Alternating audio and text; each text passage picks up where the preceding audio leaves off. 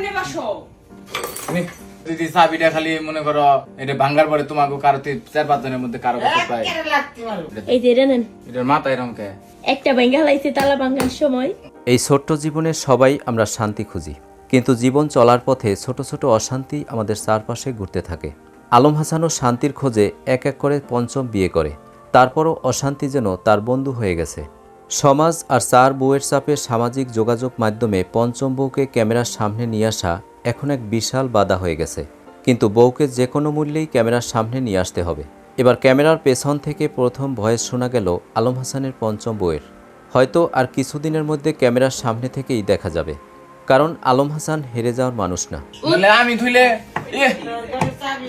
তোমরা সারা চাবি গনে দিব, চাবিটাকে আমি এখান থেকে হাওয়াই গেছে। অবশেষ পেশে আল্লাহ, এখন তার একটা বিপদে বললাম মা, যেটা খুলে না কি বিপদ দেখছেন অবস্থা। ওখানে বসো। আপনারা কইছিলাম বাদাম খান, বাদাম খেলে তাই একটু। দর্শক, কেমন লাগলো আজকের আপডেট পেয়ে অবশ্যই কমেন্ট করে জানিয়ে দিন। আর ভিডিওটি যদি ভালো লাগে লাইক, কমেন্ট, সাবস্ক্রাইব করে আমাদের পাশে থাকুন। ধন্যবাদ।